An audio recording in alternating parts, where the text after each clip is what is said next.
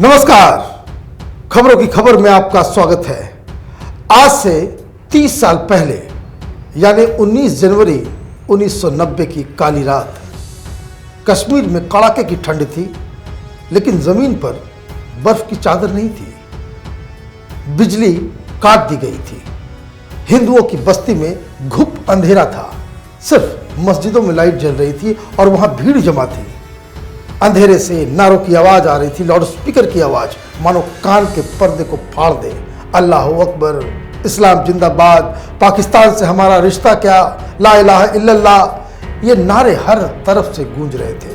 पूरी घाटी में, एक एक गांव में, हर शहर और कस्बों में, जहां जहां कश्मीरी हिंदू की बस्ती थी, घर था, मकान था, हर जगह यही नजारा था।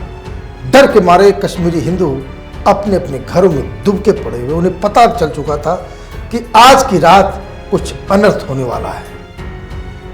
कश्मीरी पंडितों के घर के अंदर अजीबोगरीब का माहौल था।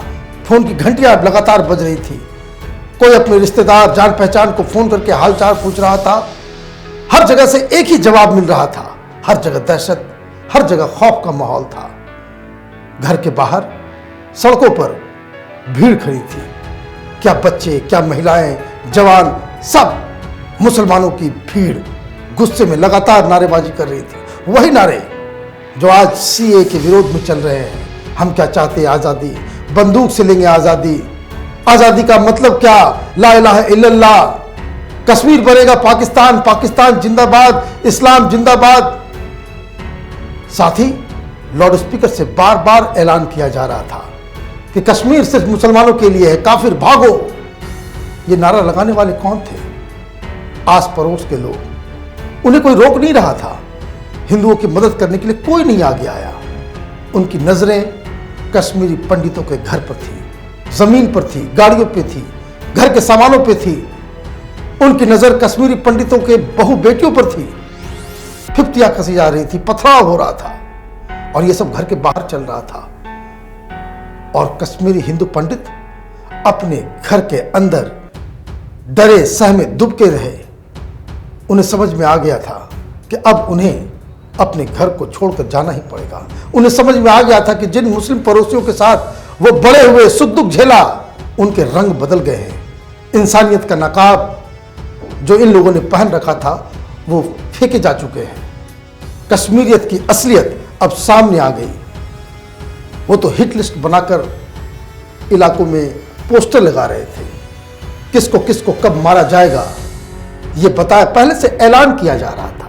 मौत का तांडव चल रहा था और बेचारे हिंदू कुछ तो ये बताते हैं कि जब रात के अंधेरे में मुसलमानों की भीड़ घर के बाहर नारेबाजी कर रही थी, पथराव कर रहे थे ये लोग, तब कई घरों में लोगों ने पेट्रोल और केरोसिन जमा कर लिया था कि अगर वो घर के अंदर उनके घर के बच्चियों और महिलाओं को छीनने आएंगे तो पूरा परिवार खुद को आग लगा लेंगे। 19 जनवरी 1990 की काली रात जो हुआ वो हर कश्मीरी पंडित के दिलो दिमाग में आज भी ताजा है। हर एक शख्स की अपनी कहानी है।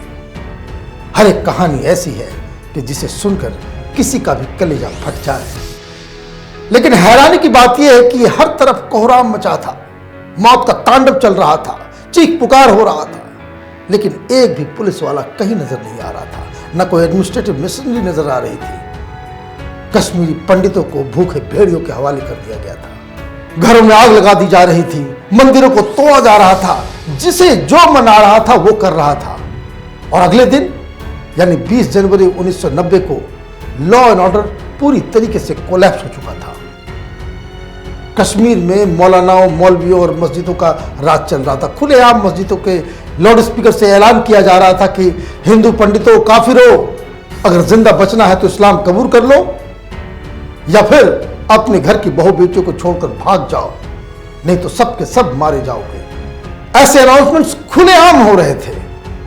ये लोग कह रहे थे कि उन्हें कश्मीर चाहिए जहां कोई भी हिंदू पंडित मर्द नहीं हो, उन्हें सिर्फ हिंदू औरतें चाहिए थी। मतलब ये, और कि खुली नारेबाजी हो रही थी। मतलब ये कि सब हिंदू पंडित अपनी अपनी बहू बेटियों को छोड़कर कश्मीर छोड़ के भाग जाओ। खौफ और दहशत का वो आलम था कि कोई भी कश्मीरी पंडित इतनी हिम्मत नहीं कर सका कि वो अपने रिश्तेदारों का हालचाल पूछने घर से एक कदम भी बाहर रह सके। रात तो रात, दिन में भी पुलिस वाला नजर नहीं आया। थाने और चौकियों से पुलिस गायब हो चुके थे। प्रशासन का कोई नाम नहीं था। यही एक पहेली है कि इतना सब कुछ हो रहा था, पुलिस, आर्मी, पारामिलिट्री किसी की मदद करने नहीं पहुंची। क्या सब सो रहे थे? हकीकत यह है कि सब जगह थे। प्रधानमंत्री वीपी सिंह, होम मिनिस्टर मुफ्ती सईद से लेकर कश्मीर का जो प्रशासन था, सबको पता था, क्योंकि यह पहले से ही चला आ रहा था। 4 जनवरी को ही वहां एक उर्दू अखबार अल सफा में बाकायदा छापा गया था कि अगर जिंदा रहना है तो कश्मीर को खाली कर दो। यह हिंदुओं से कहा जा रहा था। बाकायदा अखबार में छाप करके 4 जनवरी को श्रीनगर से छपने वाला एक और अखबार आफ्ताब, जिसपे हिजबुल मुजाहिदीन की तरफ से कश्मीरी पंडितों को धमकी दी गई थी कि कश्मीर छोड़ दो। और सिर्फ अखबार ही नहीं, मस्जिद में लगे लाउड स्पीकर से लगातार ऐलान हो रहा था। हिंदुओं और भारत के खिलाफ प्रदर्शन चल रहा था। कश्मीरी पंडित के जनसंहार का सिलसिला शुरू हो चुका था। शाम के रेडियो कश्मीर के बुलेटिन में उन कश्मीरी पंडितों का नाम भी लिया गया जिसे भीड़ ने खड़ा कर उन्हें ढूंढ डाला था। दहशत और खौफ के इस माहौल में कौन रह सकता था? घर से जो बाहर निकलता उसे पकड़कर मार दिया जाता। लड़कियों को घर से खींचकर ये जिहादी लेके चले जाते थे। सरकार, पुलिस और आर्मी सब इन लोगों को मूक दर्शक बने रहने का आदेश दिया गया था। ऐसे में जान बचाकर घर द्वार, सारी संपत्ति, सब कुछ छोड़कर खाली हाथ ये लोग अपने अपने घरों से चोरी छिपे कश्मीर से पलायन कर गए और हमेशा के लिए अपने ही देश में रिफ्यूजी बन गए। कश्मीर में करीब 5,500 साल से ये कश्मीरी पंडित रह रहे थे। ये शैवाइट्स है। करीब 800 साल से मुस्लिम बर्बरता का शिकार रहे हैं। ये पहली बार नहीं, उन्हें कई बार कश्मीर घाटी से भगाया गया, मंदिरों को तोड़ा गया, घरों में आग लगा दी गई, लेकिन हर बार वो हर चीज को सहते हुए अपनी पहचान इन लोगों ने बना कर रखी थी।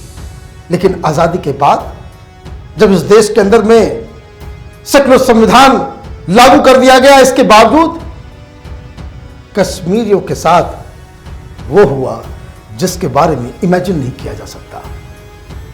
इंडिया पाकिस्तान का मैच होता था तो बड़ी मुसीबत आ जाती थी। पाकिस्तान अगर जीत जाता तो ये खुशियां मनाते और खुशी में हिंदुओं के घर पर पत्थर मारते, और अगर इंडिया जीत जाता तो गुस्से में ये हिंदुओं की पिटाई करते और घर पर पत्थर किया करते थे। अत्याचार की इंतहा हो गई थी। 19 जनवरी 1990 को हर हिंदू के घरों के बाहर ये पोस्टर लगा दिया गया था, भाग जाओ वरना मारे जाओगे। ये गंगा जमुनी तहजीब की दुहाई देने वाले लोग कभी कश्मीर की बातें नहीं करते।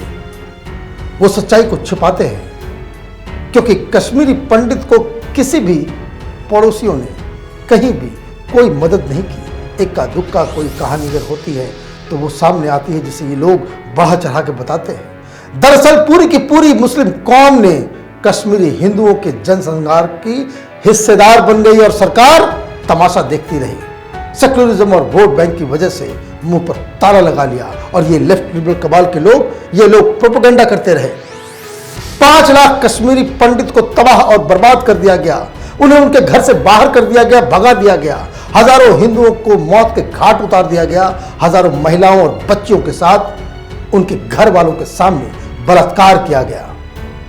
अरबों खरबों की संपत्तियों को जिहादियों ने लूट लिया, लेकिन किसी के मुंह से एक आवाज तक नहीं निकली। किसी ने इसे कंडेम तक नहीं किया, इसे एक्नॉलेज तक भी नहीं किया। और तो और आज तक कश्मीरी हिंदुओं पर अत्याचार करने वाले इन जानवरों के ऊपर एक भी कार्रवाई नहीं हुई। सजा मिलना तो दूर, FIR तक नहीं हुआ। आज भी ये लोग खुलेआम कश्मीर में घूम रहे हैं और ऐसे ही लोगों को, जो लोग इस पूरी घटना को, जिन लोगों ने अंजाम दिया, उन्हें जेएनयू बुला करके सेमिनार में उनसे आजादी की लड़ाई के ऊपर भाषण दिलवाया जाता है।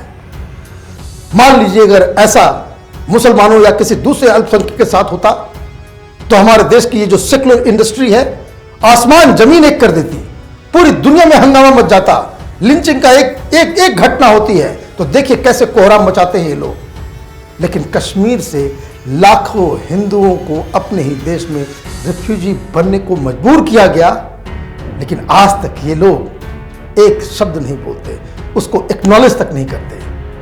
कश्मीरी पंडितों को ही बाकायदा दोषी बनाते हैं। ये देखिए बरखा दत्त का एक वीडियो सोशल मीडिया पे वायरल चल रहा है, उसे जरूर देखिए, उसी से आपको पता चल जाएगा कि ये सेक्युलरिज्म के फर्जी ठेकेदार इस देश के अंदर किस तरीके से प्रोपेगेंडा करते हैं। सवाल यह है कि आखिर ये सब हुआ क्यों। दरअसल 1986 में कश्मीर में मुस्लिम यूनाइटेड फ्रंट और जमाते इस्लामी ने पाकिस्तान के इशारे और पैसे आईएसआई से लेकर इन लोगों ने कश्मीर में हिंसा भड़काना शुरू किया, जिहाद इन्होंने शुरू कर दिया। जुलाई और दिसंबर 1989 के बीच हजारों आतंकी हमले हुए। उस वक्त कांग्रेस की सरकार थी और राजीव गांधी प्रधानमंत्री थे। कश्मीर के सड़कों पर खुलेआम जिहाद के नारे लग रहे थे। ये जिहादी खुलेआम हाथ में क्लैशनिकोव राइफल लहराते हुए नजर आते थे। इस्लाम के नाम पर आतंक फैलाया जा रहा था, लेकिन राजीव गांधी को चुनाव और वोट बैंक की पड़ी थी। बोफोर्स घोटाले को लेकर देश भर में राजीव गांधी अपना मुंह छुपाते फिर रहे थे और कश्मीर पे उनका जरा भी ध्यान नहीं। क्यों? क्योंकि उनको मुस्लिम वोट चाहिए थी और मीडिया ने भी जानबूझकर लोगों को भ्रम में रखा। जहादियों को सेपरेटिस्ट बताकर एक नैरेटिव तैयार किया गया कि ये जिहादी नहीं है, सेपरेटिस्ट हैं। आर्टिकल 370 का मसला है। और इतना ही नहीं, कश्मीर में फारूक अब्दुल्ला की सरकार थी, उन्होंने तो जुलाई 1989 में वो सारे जम्मू कश्मीर लिबरेशन फ्रंट या आतंकी संगठन के कई सारे आतंकियों को उन्होंने रिहा कर दिया। पाकिस्तान से पैसे मिल रहे थे, हथियार आ रहे थे और कश्मीर में जिहाद की आग लगातार फैलती चली जा रही थी। और इसी दौरान 13 सितंबर 1989 को एक बड़ी घटना घटी। पंडित टीकालाल टपलू बीजेपी के चीफ थे कश्मीर के, उनकी दिन दहाड़े हत्या कर दी गई। हिंदुओं में खौफ फैल गया। कुछ ही दिन बाद जस्टिस नीलकंठ गंजू की हत्या कर दी गई। उनका जुर्म क्या था? उनका जुर्म था कि उन्होंने जेकेएलएफ के फाउंडर मकबूल भट्ट को सजा दी थी। फिर 2 महीने बाद यानी दिसंबर में पंडित अवतार कृष्ण रैना को गोलियों से भून दिया गया दिन दहाड़े। उन्हें इसलिए मारा गया क्योंकि वो फूड सप्लाई के डिप्टी डायरेक्टर थे और उन्हें जब पता चला कि ट्रक के ट्रक अनाज मिलिटेंट्स को भेजे जा रहे हैं तो उन्होंने सवाल किया। बस इसी बात पर उनकी हत्या कर दी। एक के बाद एक जितने भी हिंदू लीडर्स थे और प्रोमिनेंट फिगर्स थे कश्मीर में, उनकी हत्या होने लगी। लेकिन दिल्ली में ना तो सरकार ने सुध ली, ना ही ये तथाकथित neutral secular left liberal media ने आवाज उठाई।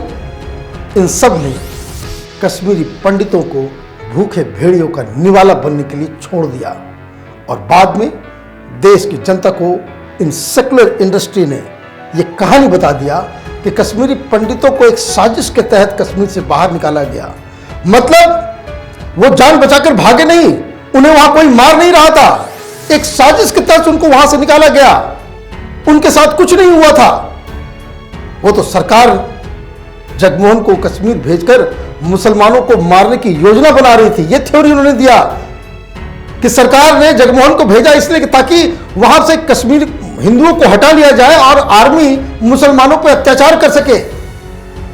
वो जमाना सोशल मीडिया का नहीं था, इसलिए ये लेफ्ट लिबरल कबाल, ये तथाकथित अपने आप को जो न्यूट्रल पत्रकार बताते हैं, ये पाकिस्तान के टुकड़ों पर पलने वाले देशद्रोहियों ने इस मामले में ऐसा घालमेल किया कि लोगों को इस हकीकत का आज तक पता ही नहीं चल पाया। अब इतिहास का पन्ना फिर से पलटा जा रहा है। आज से 30 साल पहले कश्मीरी पंडितों के साथ जो हुआ, जो अत्याचार हुआ, वो हिंदुस्तान के बच्चे बच्चे को बताया जाना चाहिए, क्योंकि कश्मीरी पंडित अपनी हक की लड़ाई लड़ रहे हैं, सोशल मीडिया में वीडियो डाल रहे हैं। वो कह रहे हैं हम आएंगे अपने वतन हाजी साहब, यहीं पर दिल लगाएंगे, यहीं मरेंगे और यहीं के पानी में हमारी राख बहाई जाएगी। आप देखते रहिए कैपिटल टीवी। हमारे वीडियोस को लाइक कीजिए, शेयर कीजिए और हमारे चैनल को सब्सक्राइब कीजिए। धन्यवाद।